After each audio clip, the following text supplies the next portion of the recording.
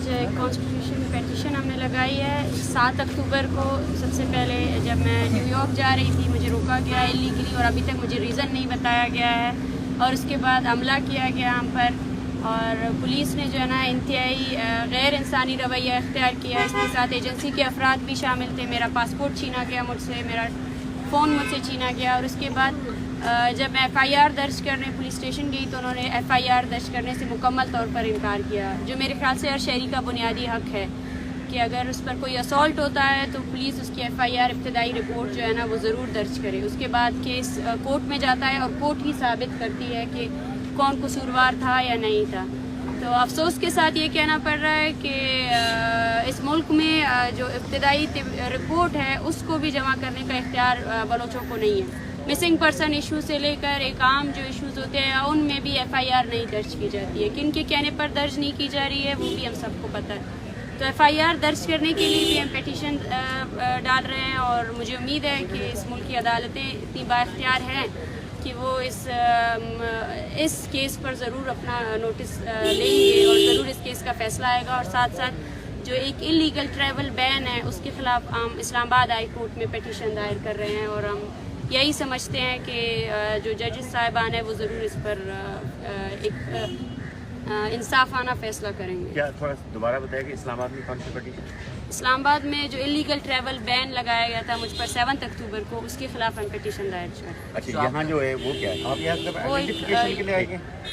यहाँ क्या है? यहाँ पर जिस तरह पासपोर्ट मुझसे छीना गया उसके खिलाफ जो है ना हम पेटिशन दायर कर रहे हैं, और उस रात जो असॉल्ट हुआ पुलिस की जानिब से उसके खिलाफ यहाँ पे हम पेटिशन दायर कर रहे हैं। अच्छा मानिए ये बताएं कि आप इनवाइटेड थी न्यूयॉर्क में टाइम्स का एक प्रोग्राम था, तो आप इस सूरत हाल से उनको आगाह कर दिए हैं और उनका रिएक्शन क्या है? कि उनका रिएक्शन तो आप उनके आर्टिकल में देख सकते हैं कि एक इंतहाई उन्होंने रिएक्शन भी दिया है कि, और उन्होंने अफसोस की बात यह है कि उन्होंने सिंध हुकूमत और से रब्ता भी किया है, और उन्होंने सिंध हुकूमत ने बाकायदा तौर पर यह कहा है कि हमें इल्म ही नहीं है कि डॉक्टर मारंग को रोका गया है।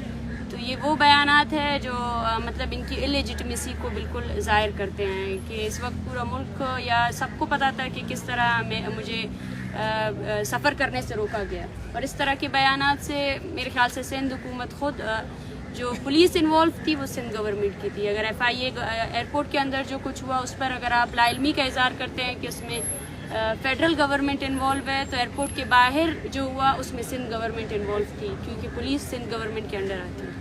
तो अभी आपका मोबाइल और पासपोर्ट पुलिस की कस्टडी में? जी हाँ बिल्कुल, और उसके खिलाफ जो मैं FIR दर्ज करने गई थी वो FIR भी दर्ज नहीं की गई, और मुझे अफसोस इस बात का है कि वो असॉल्ट जो मुझ पर किया वो पुलिस की जानिब से था। मेरा पासपोर्ट छीना गया, और साथ साथ मैन हैंडलिंग की गई विदाउट एनी फीमेल कांस्टेबल, तलाशियाँ ली गई, तो उसके खिलाफ भी अभी तक हम जब FIR दर्ज करने गए तो FIR भी एक्सेप्ट नहीं किया गया। और उस एक्ट से ये अपने आप को एक्सपोज कर रहे हैं, जितना भी हर चीज़ से अपने आप को एक्सपोज कर रहे हैं, और मैं समझती हूँ कि इस तरह की चीज़ों से हम रुकने वाले नहीं हैं।